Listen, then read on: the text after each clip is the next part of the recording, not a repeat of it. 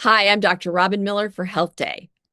Big question I'm hearing from patients these days. If I wake up with a cough, sore throat, and stuffy nose, do I still need to test myself for COVID? 5 years after COVID-19 arrived on our shores, do Americans still believe it's a serious health threat? HealthDay and the Harris poll wanted to find out, so we surveyed more than 2,000 U.S. adults. Despite all the talk about COVID burnout, most U.S. adults, 72%, agree that COVID is still a serious public health issue, including more than 35% who strongly agree.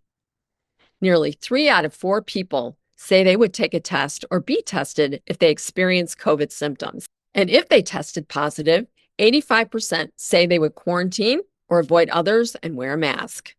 So, what does America's attitude about COVID tell us, not only about COVID, but about new and emerging viruses? Joining me now is Dr. Paul Offit, Director of the Vaccine Education Center at Children's Hospital of Philadelphia and a world-renowned expert in virology and immunology. Thanks for joining us today. Thank you. Our poll results show that nearly 73% of adults in the U.S. would test for COVID if they had symptoms. Is this about what you would expect? And is it worrisome that 27% say they are unlikely to test? I think it's actually higher.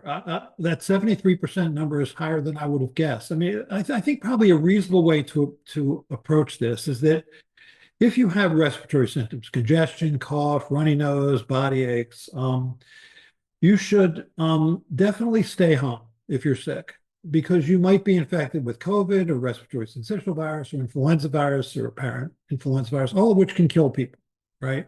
If you're in a high-risk group, you should test yourself. And if you're positive, then you should take an antiviral like Paxlovid. But I think that just the notion, this kind of COVID exceptionalism, where it's only bad if you have COVID, is probably not right. In our survey, 72% say COVID is still a serious public health threat. You follow many health issues. How do you compare COVID today to some of the other threats out there? So I think COVID has settled into a threat similar to influenza virus, which is a threat. I mean, you'll get hundreds of thousands of people hospitalized with influenza every year. You'll get tens of thousands of people who die every year from influenza. I think that's what COVID is now. I think this virus will be with us for decades, if not longer. Although the pandemic is over, the virus isn't, and I think we have to understand that this is a serious infection. I wish we felt the same about flu, which is also a serious infection, which people should also get vaccinated and take seriously, but we often don't.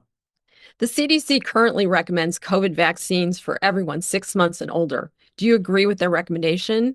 And if not, why not? Yeah, so I actually don't agree. I think, first of all, we're one of only 2 countries that do that. Most countries, like countries in Western Europe, Australia, the World Health Organization, Scandinavian countries, all pretty much target high-risk groups, meaning people who have obesity or chronic lung, heart or kidney disease or neurological diseases, people who are elderly, really defined as greater than 75, and people who are pregnant. I think those are the groups most likely to be hospitalized if they're infected with this virus.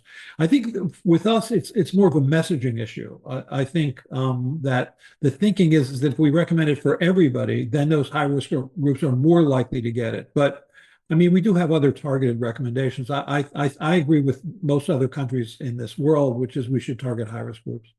Well, this has been wonderful information. Thank you so much for speaking with us today, Dr. Offit. It was really a pleasure. Thank you. It's my pleasure.